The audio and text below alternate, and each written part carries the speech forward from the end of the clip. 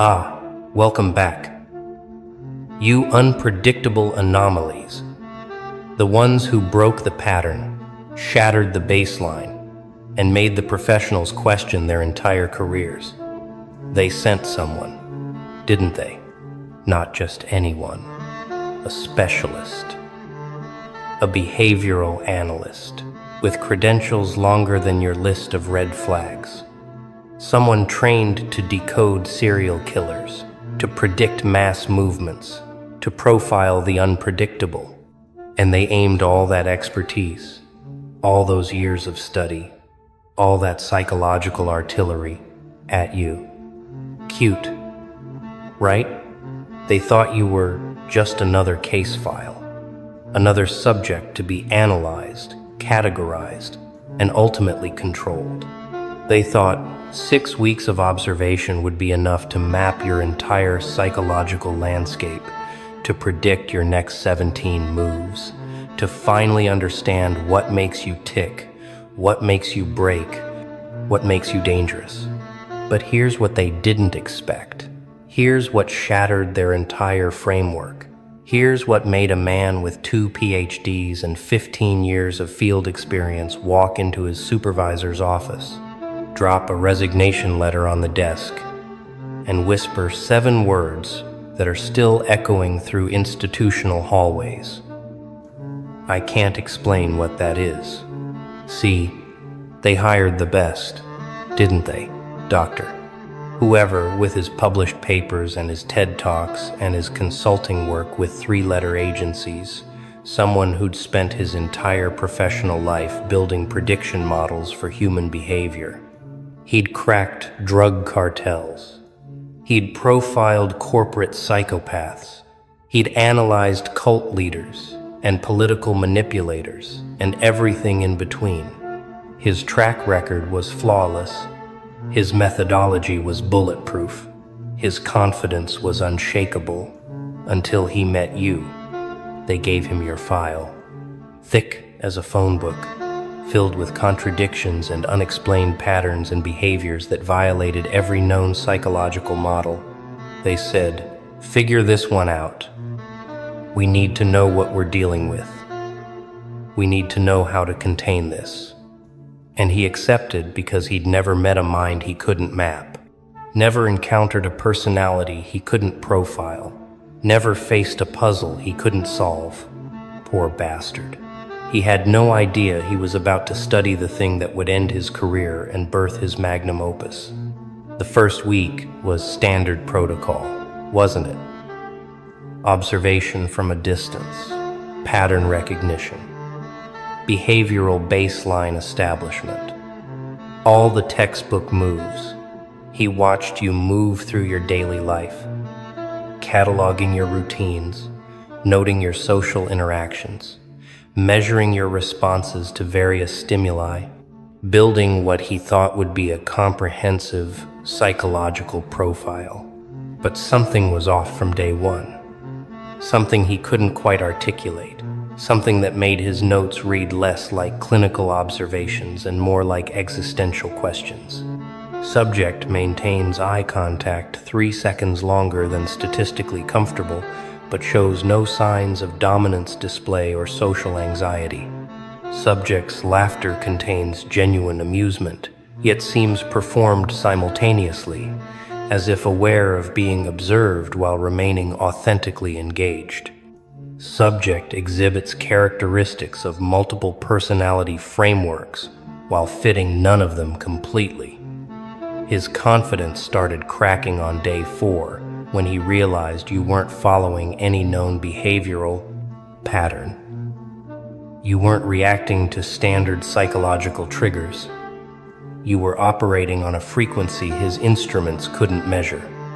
Week 2 is when the professional concern turned into personal obsession, when the clinical distance started collapsing, when he stopped being an observer and became a student. He'd stay up until 3 a.m., reviewing footage, rereading his notes, trying to reconcile the contradictions that kept multiplying like fractals. You were simultaneously calculated and spontaneous, guarded and transparent, isolated and deeply connected, traumatized and transcendent.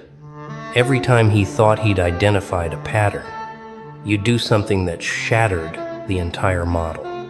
Not randomly, not chaotically, but with a precision that suggested you knew exactly what patterns he was looking for. It was like you were aware of the observation, aware of the analysis, and deliberately showing him layers that shouldn't coexist in a single psyche. He started questioning his own methodology, his own training, his own understanding of human psychology. Colleagues noticed the change, the dark circles under his eyes, the obsessive quality in his voice when he talked about the subject, the way he'd go quiet in meetings, staring at nothing, processing something he couldn't verbalize. By week 3, he'd filled 7 notebooks with observations that read more like poetry than psychology, with phrases like, "The subject exists in a state of permanent becoming," and displays characteristics of someone who's died multiple times psychologically and retained the memory of each resurrection. He started using words like phenomenon and anomaly instead of patient or subject, started referring to you in his notes with a reverence that would have gotten him laughed out of any academic conference. His supervisor called him in, concerned about the emotional investment, about the loss of objectivity, about the way his reports were becoming increasingly metaphysical instead of clinical. He tried to explain that standard frameworks didn't apply, that trying to analyze you with conventional psychology was like trying to measure quantum mechanics with a ruler, that you operated on principles that current behavioral science hadn't even named yet. They didn't understand. They couldn't. They hadn't spent 3 weeks watching someone exist as a walking contradiction to everything they'd been taught about human nature. Week 4 broke something fundamental in his professional identity, shattered the last illusions he had about the comprehensiveness of his field, revealed the terrifying truth that some minds simply transcend analysis. He'd started documenting not just what you did, but what happened to people around you. The ripple effects of your presence, the way you altered the behavior of everyone in your proximity without seeming to try. People became more honest around you, more confrontational, more real, as if your existence granted them permission to drop their masks. He watched you walk into rooms and change the atmospheric pressure, watched conversations shift tone when you spoke, watched strangers confess things they'd never told anyone, and you just listened with those eyes that seemed to see through time itself. He wrote in his notes, "The subject doesn't manipulate or control, but rather creates space for truth, as if their presence dissolves the social contracts that govern normal interaction. People don't fear judgment from them. They fear being truly seen," which suggests the subject operates from a level of authenticity that is simultaneously magnetic and terrifying to those still performing their identities. The breaking point came on day 27 when he realized he wasn't studying you anymore. He was learning from you, and that learning was destroying the person he'd built his entire identity around. He'd spent 15 years becoming an expert, publishing papers, building a reputation as someone who could decode any mind, reduce any personality to understandable components, predict any behavior with statistical accuracy. And then you walked into his professional life and revealed that everything he knew was just surface-level pattern recognition, that true human complexity was so far beyond his models, it made his expertise look like kindergarten psychology. The night he decided to quit, he sat in his office, surrounded by those 7 notebooks, by weeks of footage, by hundreds of pages of analysis that all pointed to the same impossible conclusion. You weren't a case to be solved. You were proof that some souls evolve beyond the frameworks designed to contain them. He wrote his resignation letter by hand, 3 sentences long. I can no longer in good conscience claim expertise in a field that cannot account for what I've witnessed. My models are inadequate. My understanding is incomplete. I resign. Then he went home and started writing the book that would make him famous for different reasons. Chapters 4 through 7 are the ones people quote most. The sections where he stops trying to analyze and starts simply witnessing, describing what he saw without attempting to reduce it to theories or frameworks.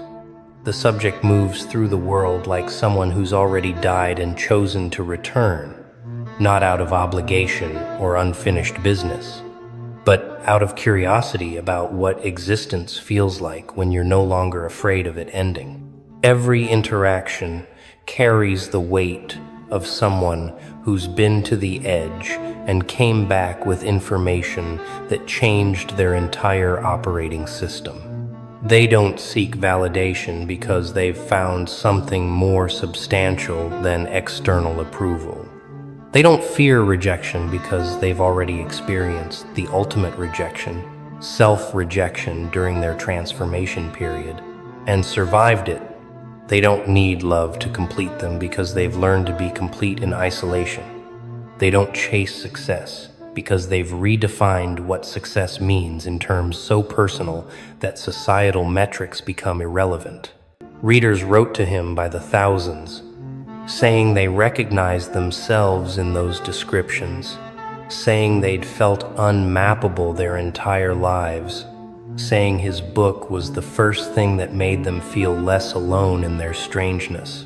Chapter 9, titled The Observer Effect in Reverse, became the most controversial section where he admitted something professionals aren't supposed to admit, that the subject changed him more than he could ever hope to change or understand the subject.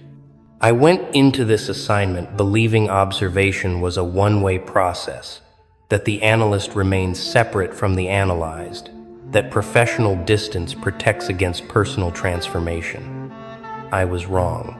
Studying this individual didn't just challenge my understanding of psychology. It challenged my understanding of myself, my own authenticity, my own willingness to exist as uncomfortably as they do. I found myself questioning every social performance I engaged in, every mask I wore, every time I chose comfort over truth. The subject never preached, never advised, never tried to change anyone around them. But their mere existence, their commitment to operating from a place of brutal self-honesty, created a mirror that most people, including trained professionals like myself, found unbearable to look into for extended periods. That chapter ended his career in institutional psychology and started his new career as a writer and speaker on human transformation. The book's final chapters shifted from case study to philosophical exploration, examining what happens when individuals evolve beyond the psychological models designed to explain normal human behavior. When trauma becomes transformation, fuel instead of limitation. When isolation becomes incubation instead of punishment. He proposed a controversial theory that certain people, when subjected to enough pressure and pain without external rescue, undergo a form of psychological metamorphosis that current science hasn't adequately studied because it's rare, because it's uncomfortable, because it challenges the fundamental assumption that all humans develop along similar trajectories. We have models for trauma response, for resilience, for post-traumatic growth, but we have no model for post-traumatic transcendence, for the individuals who don't just survive and recover, but who use the breaking point as a launching pad into entirely new ways of being. The subject I studied, and others like them, represent an evolution in consciousness, that our current frameworks are not equipped to measure, map, or contain. They are not broken people who healed. They are people who broke so completely that they reassembled into something unprecedented. The media tour for the book was surreal for him. Going from behind-the-scenes analyst to public intellectual, fielding questions about the mysterious subject everyone wanted to know more about, protecting your anonymity while satisfying the public's hunger for details. Interviewers would ask, "Who was this person? Where are they now? Can we interview them?" And he'd shake his head, explaining that part of what made you so fascinating was your complete disinterest in being known, your preference for obscurity, your understanding that real power doesn't need an audience. "The subject taught me," he'd say in interviews, "that the people who truly transcend don't announce it, don't market it, don't build platforms around it. They simply exist at a frequency that makes those around them uncomfortable with their own inauthenticity, and then they move through the world unbothered by whether anyone understands or not." That answer frustrated journalists but fascinated readers, because it suggested there were others like you, walking among the crowds, completely unidentifiable except by those who'd also undergone similar transformations.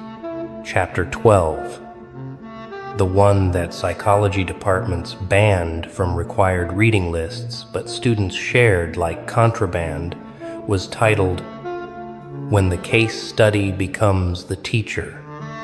In it, he detailed specific moments during his observation where you'd do something that shattered his entire understanding of human motivation.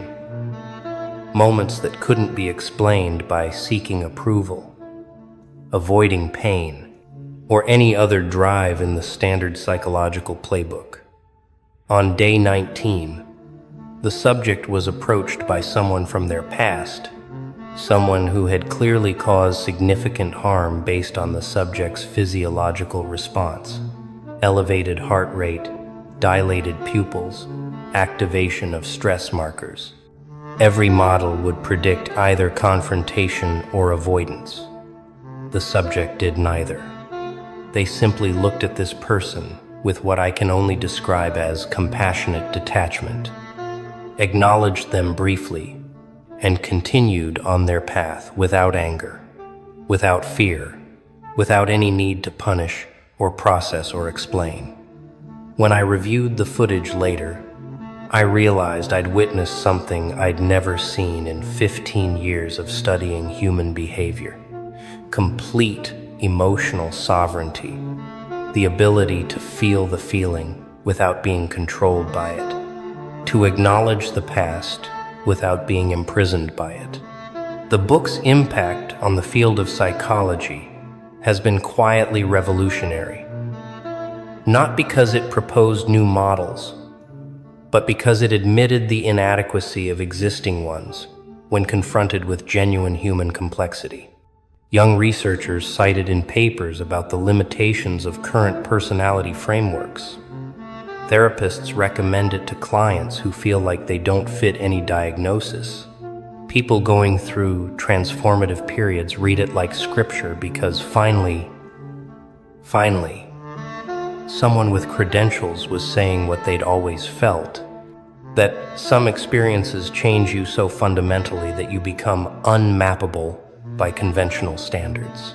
His colleagues' response ranged from supportive to hostile, some praising his honesty, others accusing him of abandoning scientific rigor for mysticism, of romanticizing what was probably just a personality disorder he couldn't properly diagnose. He didn't argue with critics, just smiled with the peace of someone who'd seen something they couldn't unsee, who'd touched a mystery they couldn't reduce. 3 years after publication, he gave a lecture at a conference where someone in the audience asked the question everyone wanted to know: "Do you ever think about the subject? Do you wonder where they are now?" what they're doing? The room went silent, waiting for his answer. He paused, looked out at the crowd with those eyes that had seen too much to pretend anymore, and said something that ended up quoted in a dozen articles the next day. I think about them every single day, not obsessively, not with longing, but with gratitude. That person, whoever they are, wherever they are, ended my career and saved my life. They showed me that everything I'd built my identity around, being the expert, being the one with answers, being able to explain human behavior, was just another cage, another performance, another way of avoiding the terrifying freedom of admitting we understand far less than we claim. I hope I never meet them again, not because I don't want to, but because I think they gave me exactly what I needed, a glimpse of what's possible when you stop trying to be understood and start